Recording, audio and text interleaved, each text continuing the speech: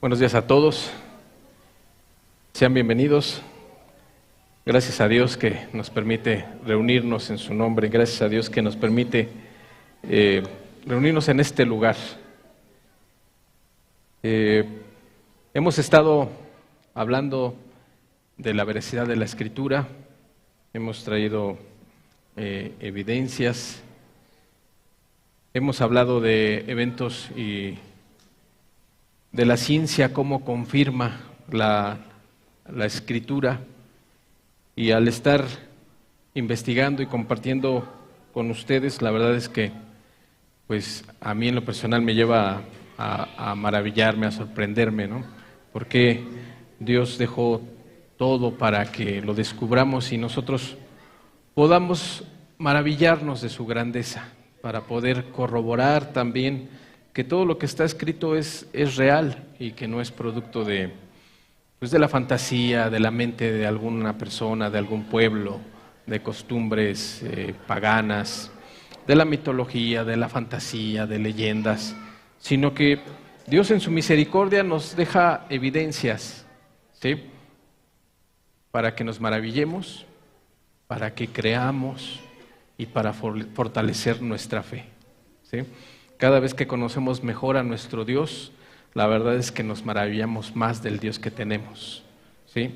Y se fortalece más nuestra fe, ¿sí? ¿No es así?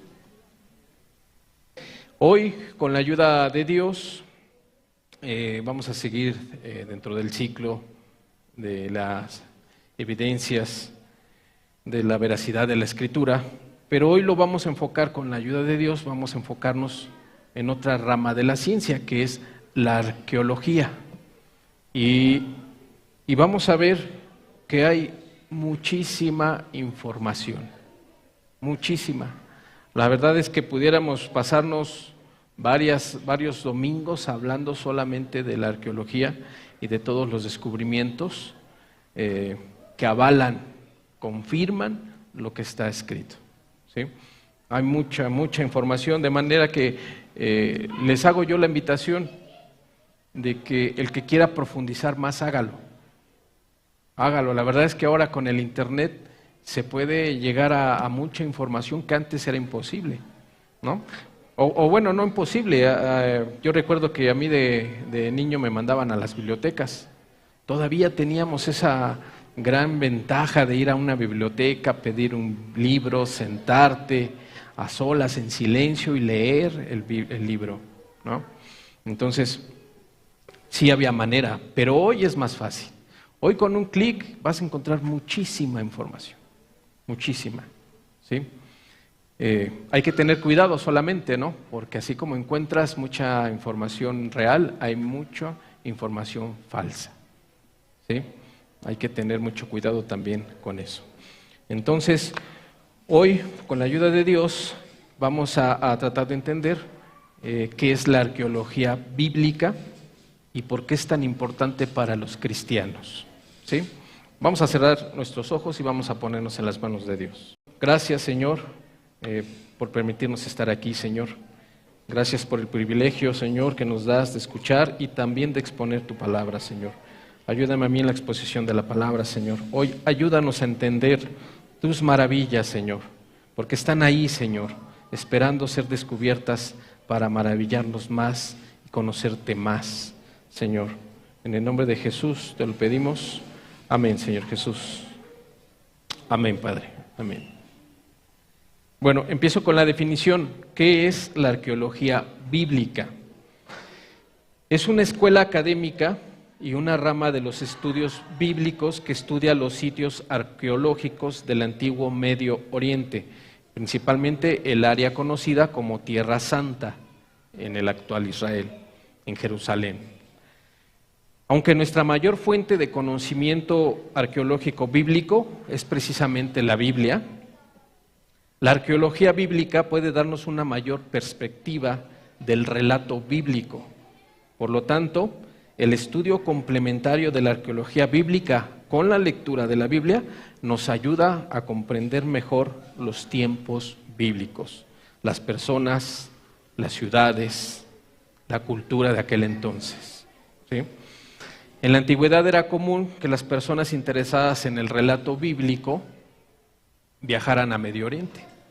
Y a lo mejor viajaban por curiosidad para conocer esas ciudades y esas personas que se encontraban, que la Biblia habla de ciudades, por ejemplo, Jerusalén. Y cuando tú viajas a Israel, encuentras una ciudad, ahora capital de Israel, llamada Jerusalén, ¿no? Esa era la luz que había hace años, ¿no? En el propio Israel te vas a encontrar no solamente a Jerusalén, te vas a encontrar ciudades bíblicas y otras que ya no existen, pero que sí hay restos de que existieron, ¿sí? Y la arqueología es allí donde entra y nos demuestra, por medio de la ciencia, por medio de muchos estudios que ellos hacen, datan lo que encuentran, sean piedras, sean fósiles, sean textos, sean pergaminos, los datan y encuentran que es aproximadamente de esas fechas y en ocasiones de la misma era de donde habla la Escritura, ¿sí?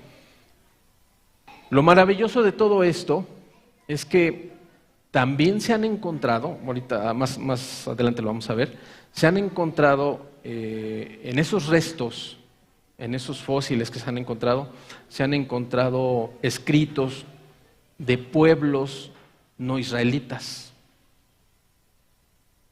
Pueblos que estaban alrededor de Israel, que tenían su escritura y que ellos registraron palabras, eventos, personas que vienen en la Biblia. De manera que no solamente tenemos la Biblia, sino ahora también tenemos fuentes externas bíblicas que apoyan el relato bíblico, que lo confirman. Y cuando tú te metes a investigar, cuando tú te metes a ver, la verdad es que te vas maravillando más y más y más, porque en estos tiempos nos quieren llevar a la incredulidad, nos quieren llevar al ateísmo, también nos quieren llevar a unificar una sola religión, mezclando todas las religiones como si lo metieran en una licuadora y te lo dan. Esta es tu nueva religión, la llamada nueva era, parte del nuevo orden que se está formando, ¿no? Entonces, nosotros al estudiar todas estas evidencias, todas estas pruebas, pues la consecuencia lógica es que nuestra fe crezca, ¿sí? Porque estamos viviendo en tiempos finales. Necesitamos una fe fuerte, necesitamos una fe fortalecida, basada en la roca que es Cristo. Y las evidencias también están para todos aquellos que están dudosos, que piensan, ¿será o no será? ¿Será este el camino o será este? ¿Será verdad la Escritura o no será? Y también para todos aquellos que practican el ateísmo. Todas estas evidencias están, como les dije hace 8 días, para que tomemos todos una decisión de vida, ¿sí? Que no solamente es de vida, una decisión para la eternidad, porque pues nada más nos estamos jugando a la eternidad. Imagínate que lleguemos al cielo, estemos ante Cristo, y si tú eres un cristiano y fuiste un cristiano, pues ¿qué te va a decir Jesús? Pásale a mi reino. Hijo mío, hiciste mi voluntad, ¿no? Bendito sea Dios. Pero imagínate que fuiste un ateo y tú dijiste, no creí, y te encuentras ante Dios. ¿Qué te dirá Dios?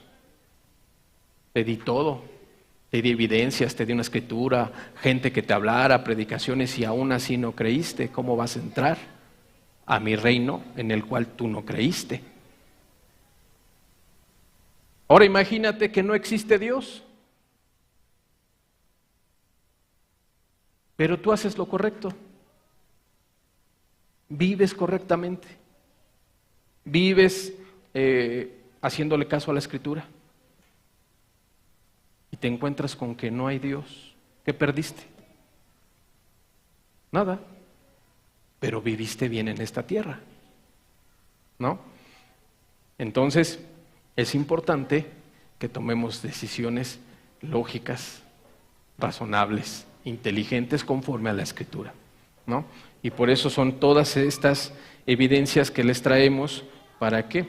Para que tomemos pues lo voy a decir de esta manera, de una vez por todas una decisión. Porque tenemos un enemigo en común. Un enemigo que no tiene misericordia, no conoce la piedad, no conoce el amor. Un enemigo que no juega y te quiere matar. Espiritualmente, primeramente, y después, si puede, físicamente. Y lo hace con todos con los que puede.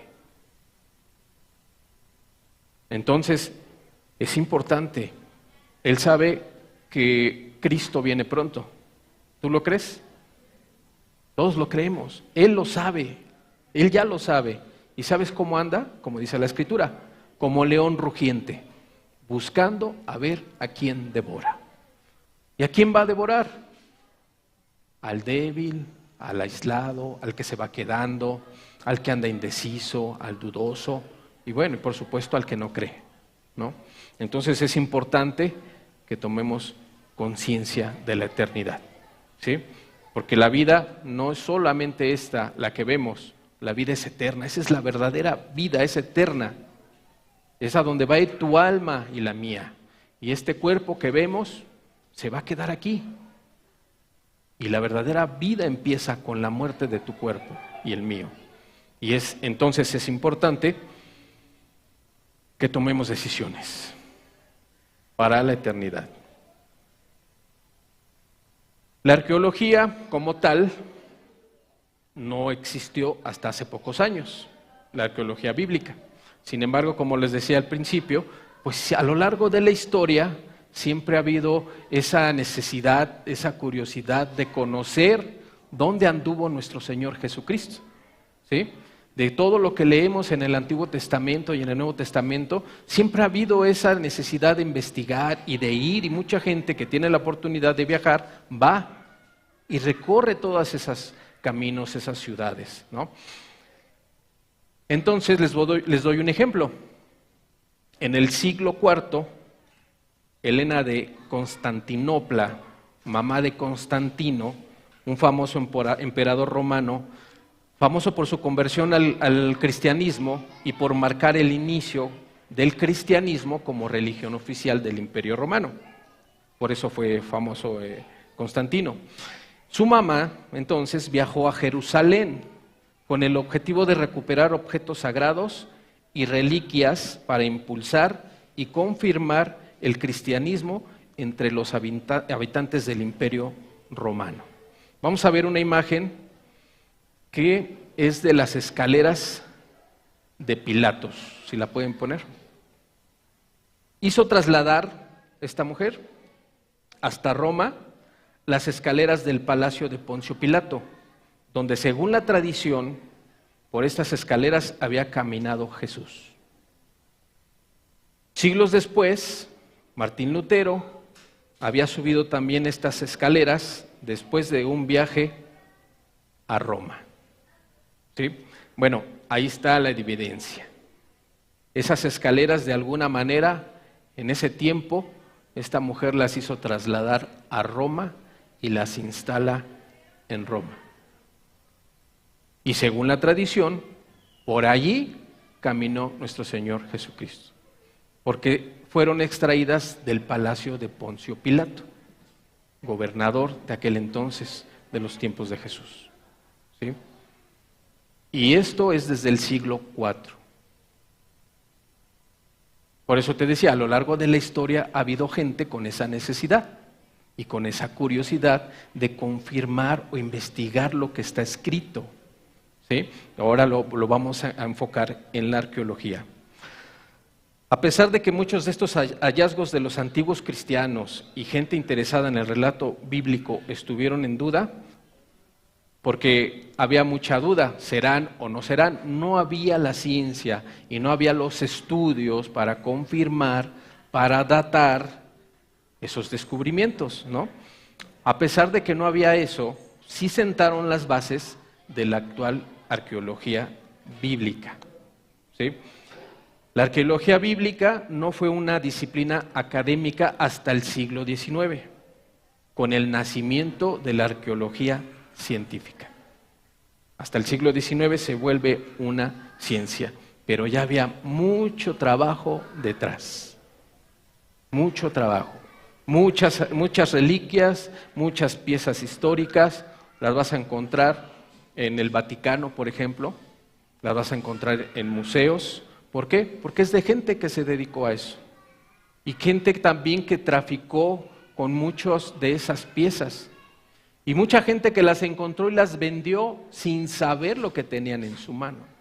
De manera que a nuestras fechas ahora hay la oportunidad de datar y comprobar desde qué fechas vienen.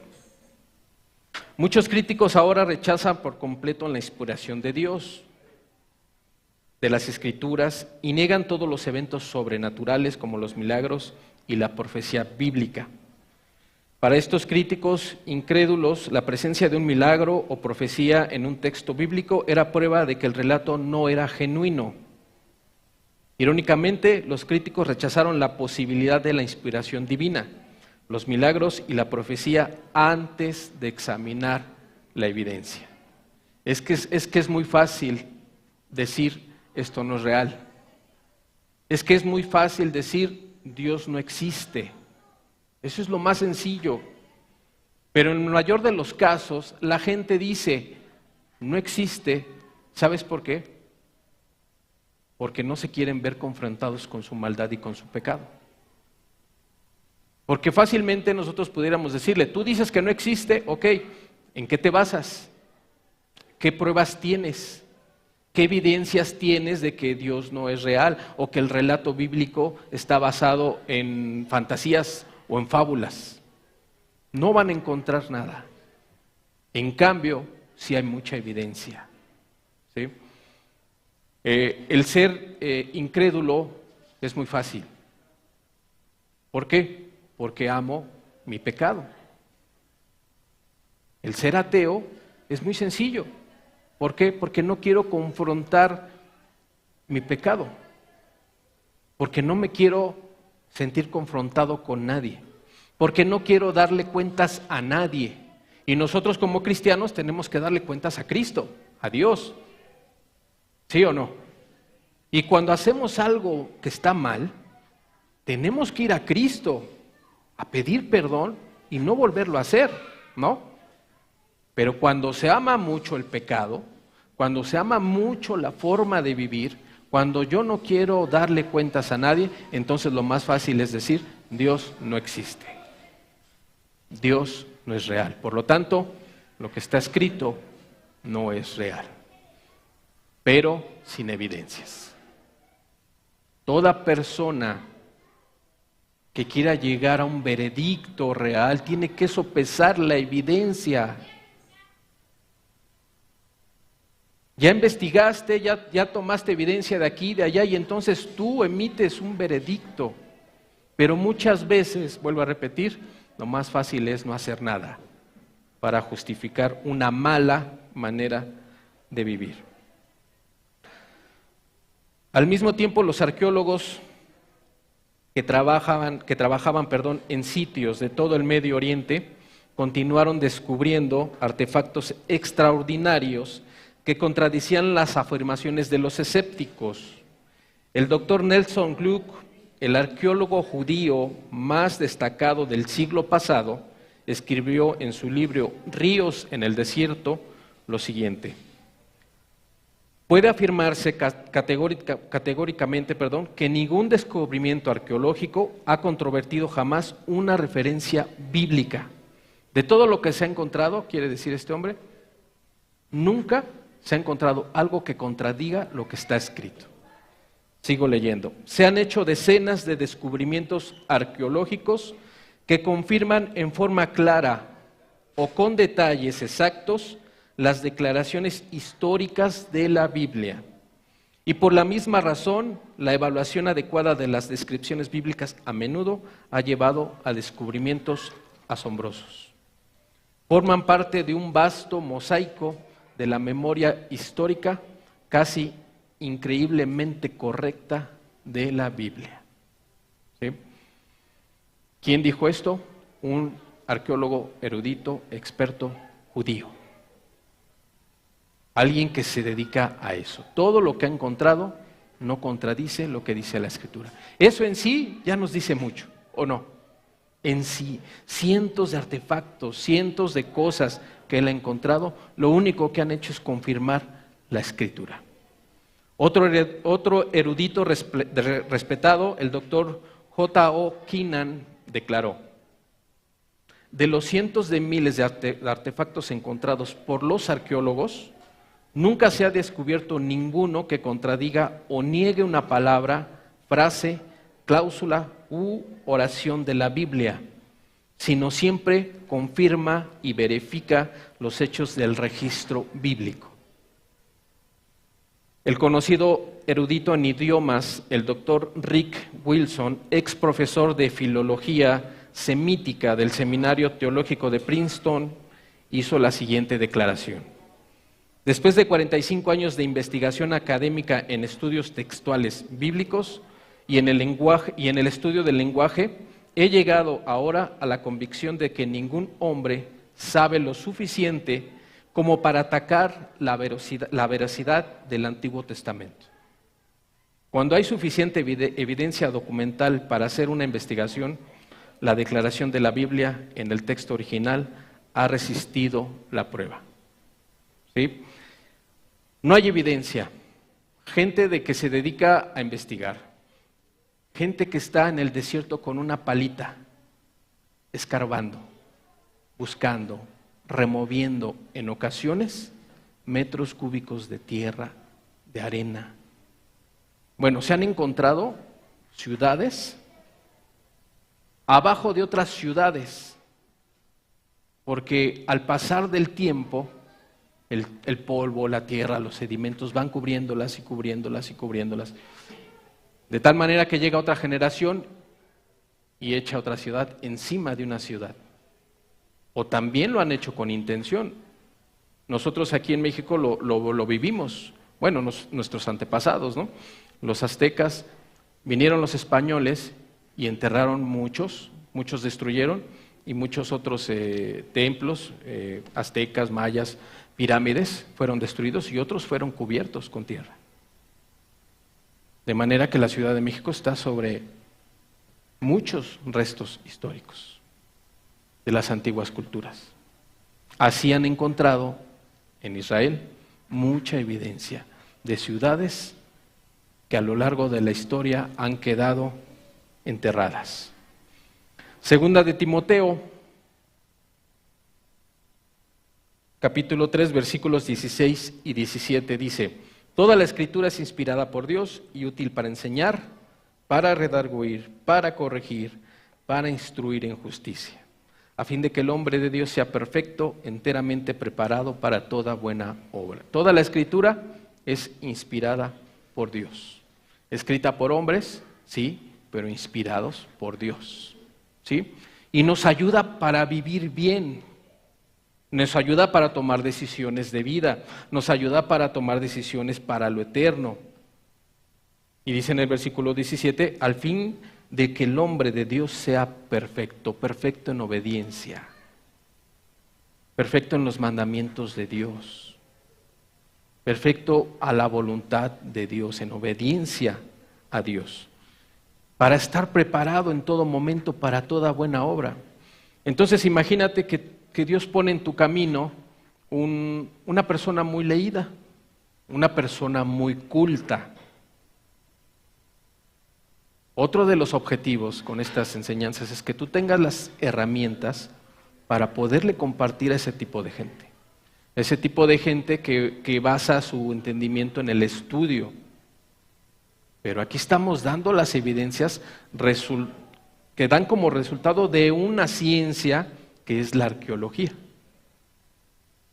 Aunque no tengamos estudios, una persona que es muy estudiada, ¿cómo puede refutar esto? Si le estamos dando las evidencias. El que quiere entender, va a entender. Y el que no quiere entender, por más que le digas la verdad y le des las evidencias, no lo va a entender. Lastimosamente. Porque duele. Porque muchas de esas personas que por más que les predicas, por más que les das testimonio, son nuestra familia. Son los que nos rodean. Que Dios nos ayude para seguir adelante. Que Dios nos ayude para mirarlo a Él solamente y no a la familia, porque a veces es una losa. Y a veces no te dejan avanzar. Pero dice la Escritura que si quieres más a cualquiera de ellos, papá, mamá, hermanos, hijos, hijas, no podemos ser discípulos de Dios. Y también en otra parte nos dice que los primeros que nos iban a tirar son los de nuestra familia. Entonces Jesús nos lo ha advertido. Jesús nos lo advirtió desde hace mucho tiempo, para que estemos conscientes, para que pongamos nuestra mirada, nuestro enfoque en Cristo Jesús. Y tú no sabes qué puede hacer Cristo Jesús con tu vida para llegar a ellos. Y para eso se necesita confianza. Para eso necesitas conocer a Dios. Para eso necesitas vivir conforme a Dios, para que confíes en Él. Y Él puede utilizar tu boca y más que todo, tu actitud, tu vida, tu conducta, para traerlos a Él. Yo me convertí primero hace años. Pregúntenle a mi esposa que está ahí si quería convertirse. Ya la evidencié. Pero cuando vio el cambio en mí, cuando ella vio la transformación en mí, ella dijo, yo también quiero eso.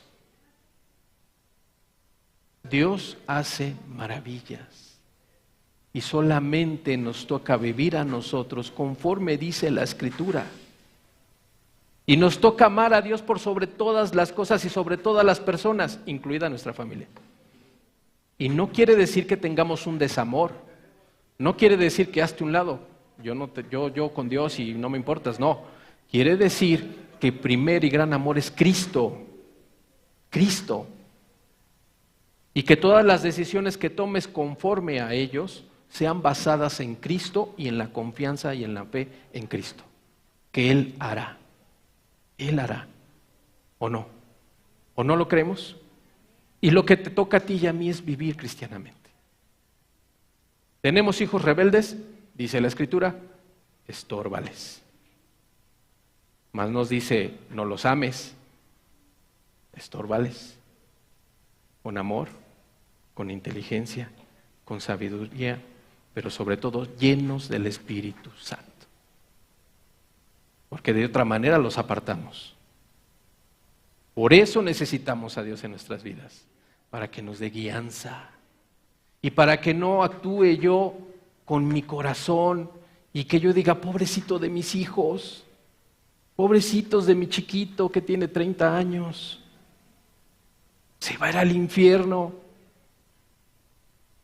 Tiene voluntad, es un adulto, le he predicado, le he dado testimonio, yo no tengo el poder de convertirlo. ¿O sí lo tenemos? El que convence de pecado, justicia y juicio es el Espíritu Santo. Pero por eso necesitamos conocer a nuestro Dios, para tener esa fe y esa confianza en Él, y no andando ahí por la calle de que yo creo que yo soy el que va a convencer a mi familia, el que los va a traer a Dios. Eso es imposible para ti y para mí. ¿Quién te atrajo a Dios? ¿Quién te invitó aquí? Quizás una persona. Pero ¿quién te atrajo a Él de manera que tú digas, yo me entrego hoy a Dios?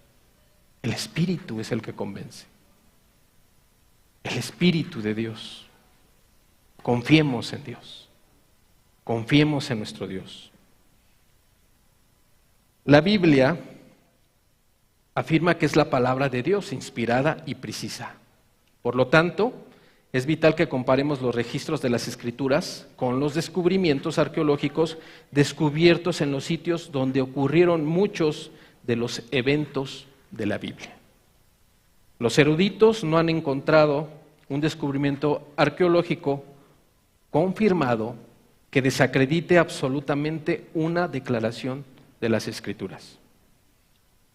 La forma racional de estudiar la historia antigua es examinar cuidadosamente cada fragmento de evidencia con respecto a una personalidad o a un evento o a una ciudad, considerando la evidencia tanto de quienes apoyan como de quienes se oponen al tema en particular. El verdadero erudito luego sopesará la evidencia de todas las fuentes y llegará a una conclusión equilibrada, basada en los hechos. Esto es lo importante. Toma la evidencia y básate en esa evidencia, no en tus creencias, no en tus sentimientos, no en tus sentires, no en las tradiciones. Ahí está ya la evidencia, ahí está. Es cuestión de verla simplemente. Básate entonces en las evidencias, ahora y en este tema, científicas. Porque el mundo que no tiene a Cristo cree que creemos como un fanático o que tenemos una fe ciega. No, aquí están las evidencias. Nuestra fe está respaldada. Y bueno, y es importante aclarar, nosotros no vamos a basar nuestra fe en evidencias. Nuestra fe es en Cristo, porque creemos en lo que no vemos, ¿o no? Creemos en Dios. Y está basada en la experiencia personal que tú has tenido con Dios. Esto que estamos dando no es para que basemos la fe en las evidencias, es para fortalecer nuestra fe. Y es para dar testimonio de nuestra fe. Y que no nos digan que nos lavaron el cerebro. Y que no nos digan que somos fanáticos. O que no nos digan aleluyas. O bueno, que nos digan, porque ciertamente no lo van a decir siempre, ¿no? Pero que tengamos el entendimiento de por qué creemos y en el Dios que creemos. Las investigaciones arqueológicas han demolido la posición de quienes rechazaron el relato bíblico de los reyes de Israel. Este es un relato muy criticado y muy atacado, los reyes de Israel, incluido el rey David. En 1993, los arqueólogos que excavaban en Tel Dan, en el norte de Israel, encontraron un fragmento de una inscripción en piedra que claramente se refiere a la casa de David. E identifican a David como el rey de Israel. Esta es la primera inscripción fuera de la Biblia que confirma que David fue rey de Israel en el siglo IX a.C. Muchos críticos de la Biblia que habían rechazado a David como una figura histórica real, muchos que lo rechazaron, dijeron que esto que estamos viendo ahorita en pantalla no era real, ¿sí? Que era pues sacado de algún lado, ¿no? Pero en el verano siguiente del descubrimiento se encontraron dos fragmentos adicionales de la inscripción original. Cuando se ensamblaron, los fragmentos proporcionaron a los eruditos la inscripción completa, lo que confirma que se refiere a David como rey de Israel. Lo estamos viendo en pantalla, ¿sí? Se conoce como la estela de Tel Dan, porque ahí fue descubierta. Cuando se descubrió un fragmento, no creyeron. Pero cuando se descubrieron más fragmentos, ¿es la anterior? Pon la anterior, por favor. Esa. Cuando se descubrieron los otros dos fragmentos, entonces lo ensamblaron y pudieron verificar lo que decía. ¿Sí? Y atestigua el reinado de Israel en los tiempos que la Biblia habla y en los tiempos en que la Biblia lo data. Estas piedras están exhibidas Bueno, para todos aquellos que puedan ir, ¿no? Están en el Museo de Israel. Pero ahí están, comprobados científicamente, su datación y lo que dice.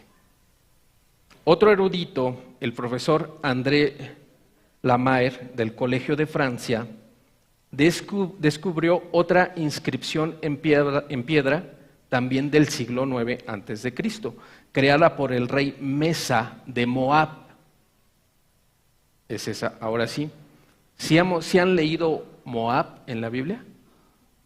Es una ciudad pagana, una ciudad que era enemiga de los israelitas, ¿no?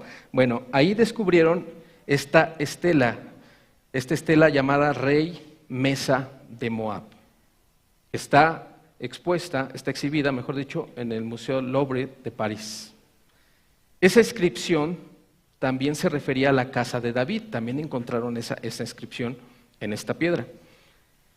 Estas importantes inscripciones registradas un siglo después de la muerte del rey David confirman que David era el rey de Israel en el momento en que la Biblia lo declara y que estableció una dinastía real llamada la Casa de David, como lo confirma la Escritura. Ahí están las pruebas, ahí están las evidencias y están exhibidas para todos aquellos que puedan verla, ¿no? Quizás la gran mayoría de nosotros no puede viajar hasta allá, pero aquí están las imágenes. Aquí están las imágenes para que nos demos cuenta de que es real nuestra fe y que el relato bíblico es real.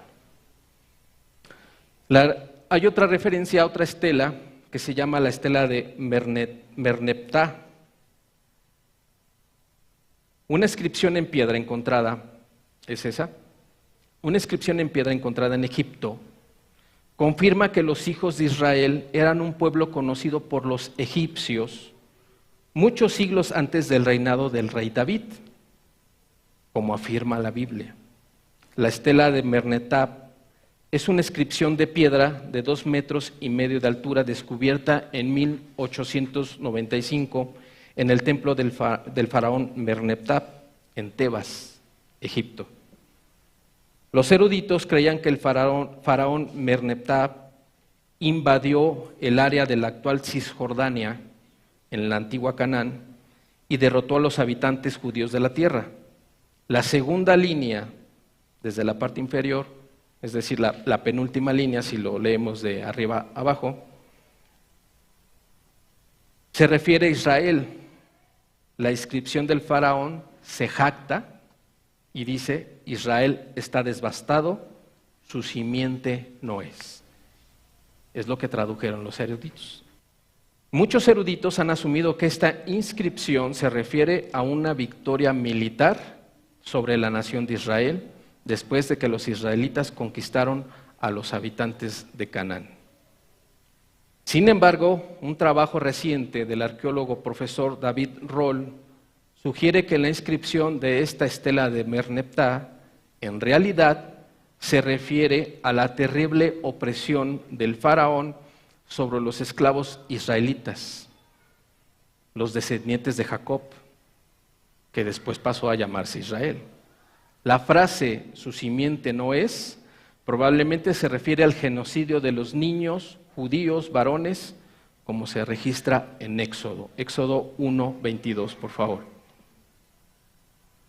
Éxodo 1:22 dice: entonces Faraón mandó a todo su pueblo, diciendo: echad al río a todo hijo que nazca y a toda hija preservad la vida.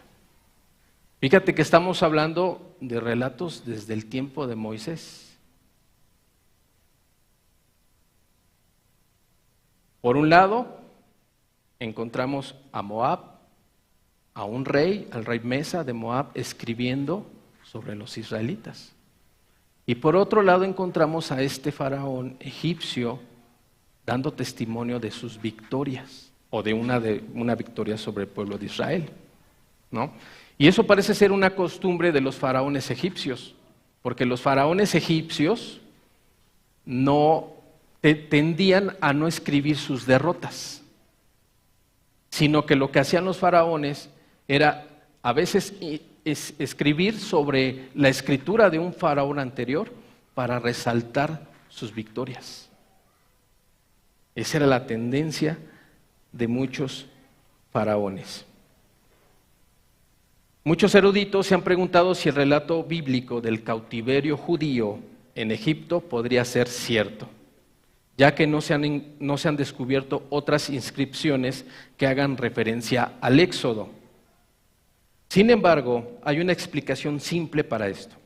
Amplia evidencia muestra que los gobernantes egipcios eran reacios a registrar sus derrotas o las victorias de sus enemigos. Los faraones también alteraban a menudo los monumentos erigidos por sus predecesores, grabando sus propias inscripciones en las piedras, en las mismas piedras.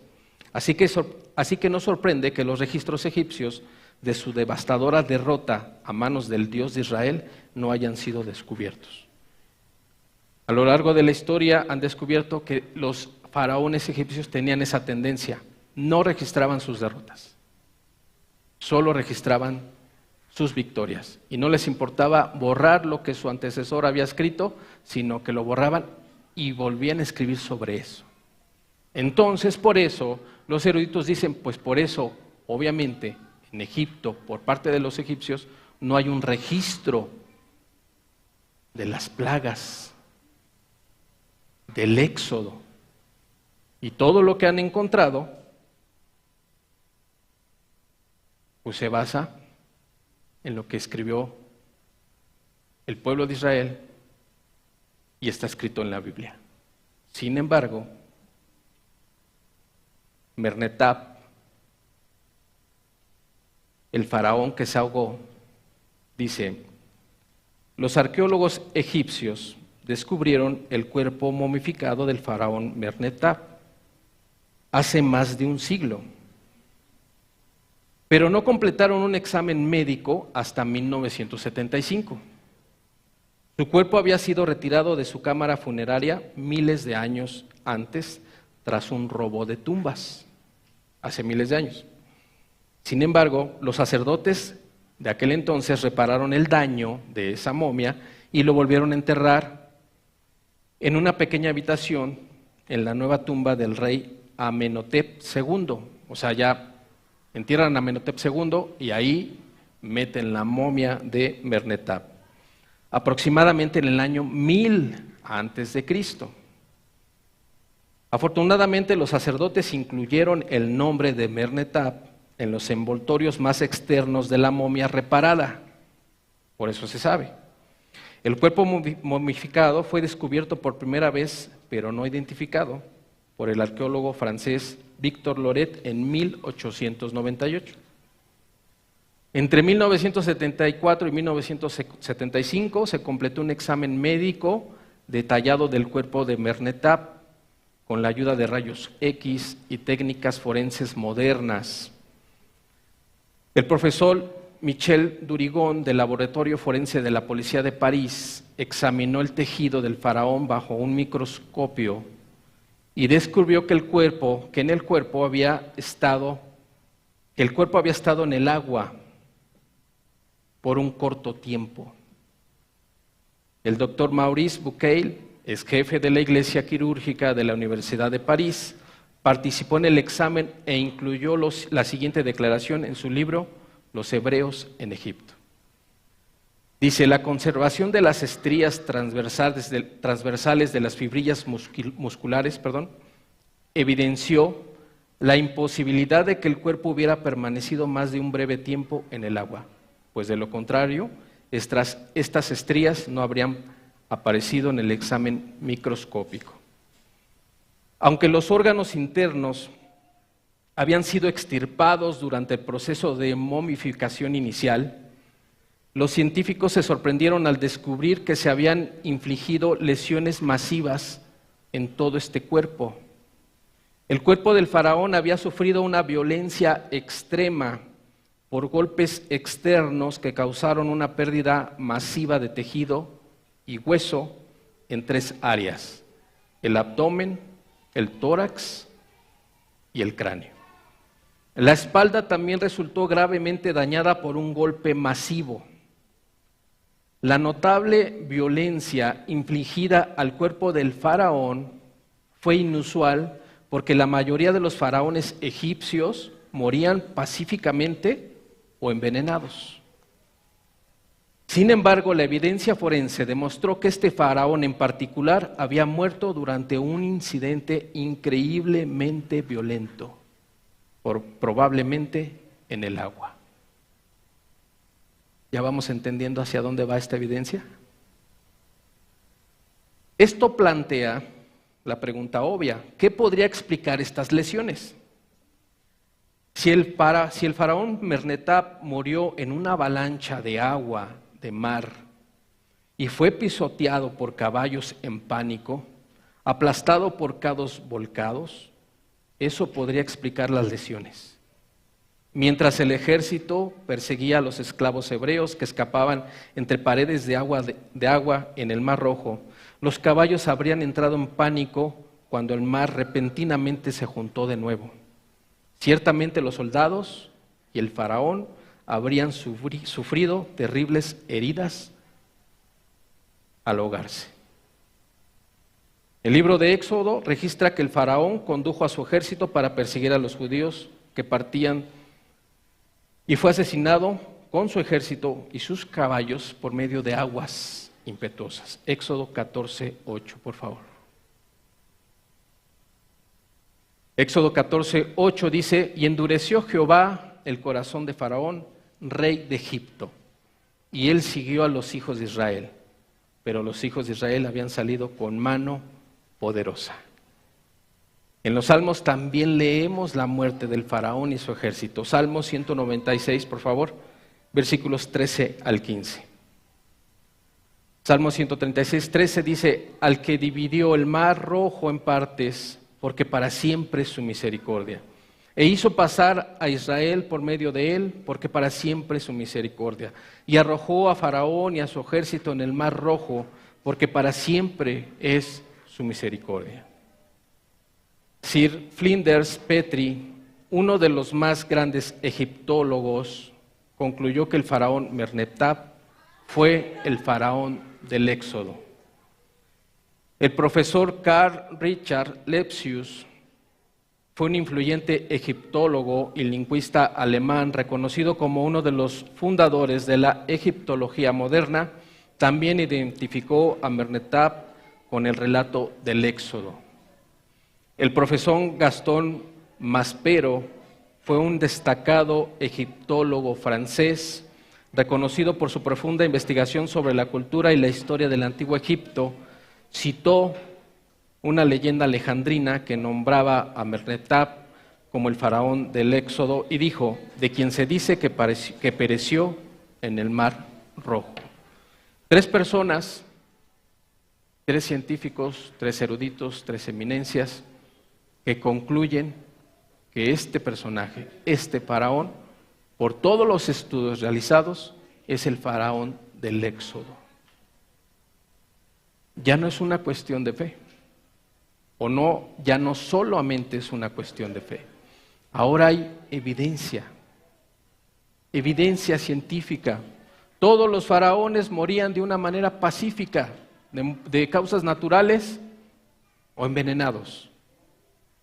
Pero ninguno como este que se encontró, con tanto daño en su cuerpo, de manera que dicen que murió por medio de una violencia masiva, una violencia extrema.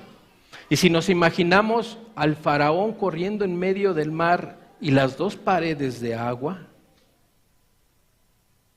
cegado, porque el objetivo era atrapar a Israel. Fíjate que ese faraón y todos los soldados ya no se detuvieron a ver esa gran maravilla. ¿Cómo es posible que el agua esté dividida? ¿Cómo es posible que haya muros de agua? Sino que tal era el odio que tenían por los israelitas que no se detuvieron a ver eso. Iban por ellos. Y entonces imagínate que tú estás allí y esa agua y esos muros empiezan a caer sobre ti. Imagínate a los caballos, imagínate a los soldados, imagínate los carros que iban arrastrados por caballos. Ahí ya no te ibas a poner a ver quién es el faraón y lo ibas a cuidar. Ahí tú veías por tu vida, o verías por tu vida. Ahí tú verías cómo sobrevivir. Y estas personas concluyen, por eso, porque este personaje, este cuerpo sufrió todas estas heridas de esa manera, concluyen que pudo haber sido el faraón del Éxodo. ¿Cómo ven? ¿Esto es fantástico o no? ¿Sí les sorprende? A mí me sorprende mucho. A mí me sorprende mucho. ¿Y sabes qué? Fortalece mi fe. Fortalece mi fe en el Dios en el que creo y he puesto toda mi fe y toda mi confianza.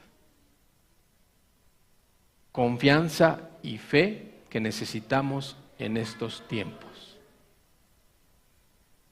¿Tú crees que la lluvia de ayer fue ocasional? Ya nos tocó porque había tocado en otras partes del Estado de México o en otros países. Lo que pasó en Texas. El agua se metía por las ventanas de una manera tremenda. ¿Tú crees que eso es casualidad? Dios está hablando. Dios está hablando de una manera y de otra. Y el que no quiere escucharlo no lo va a escuchar, pase lo que pase. Pero en su misericordia Dios da todas estas señales para que nos volvamos a Él. Para que fortalezcas tu fe. Para que ya no andemos jugando al cristiano, para que no andemos jugando al cristianito,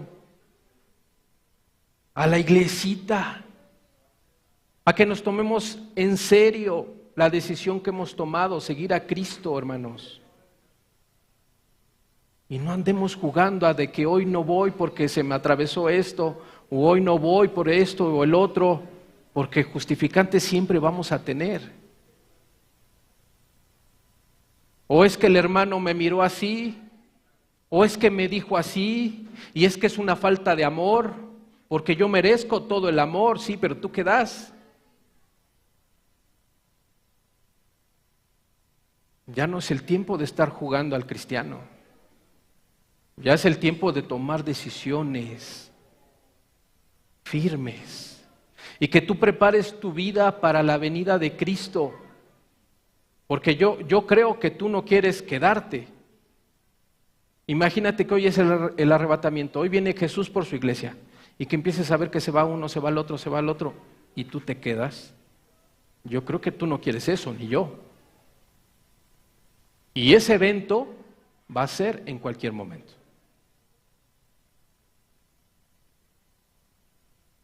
¿Estás preparado? ¿Estamos preparados? Y si no estamos preparados, ¿qué esperamos?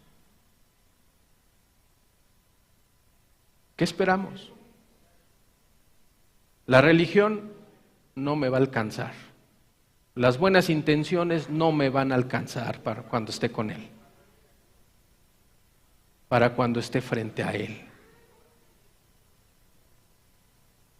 El que yo quería, pero no me alcanzó el tiempo, no va a ser suficiente. Mis obras no van a ser suficientes. ¿Creí o no creí?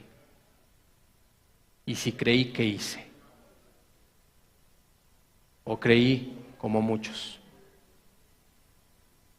Por medio de una tradición, por medio de una creencia, pero no por medio de una revelación de Cristo a mi vida, no por medio de una experiencia personal con Cristo, no por medio de una revelación, no por medio de una relación personal con Él, no por medio del perdón que Él me otorgó. Entonces es importante tomar en cuenta todo esto para que tomes decisiones importantes en tu vida. Si no lo haces hoy,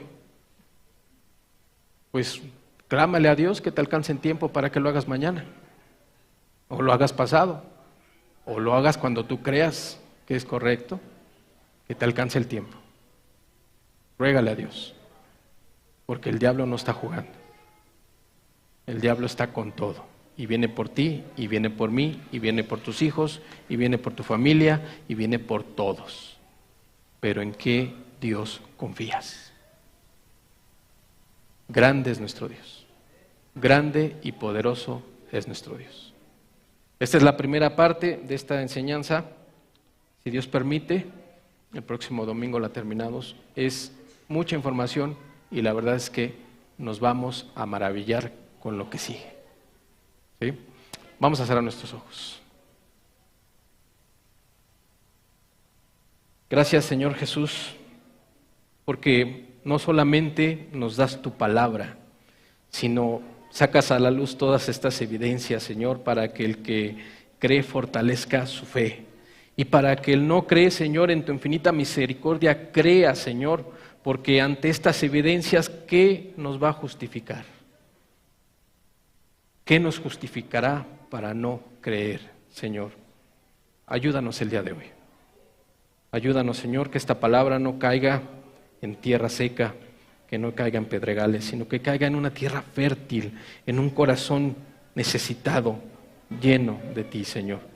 Padre, en el nombre de Jesús, te lo pedimos y te damos muchas gracias, Señor. Amén, Señor Jesús. Amén, Padre. Dios los bendiga a todos. Estamos despedidos. Si Dios permite, el próximo domingo nos esperamos aquí con otra nueva enseñanza de Dios para todos nosotros. Dios los bendiga a todos.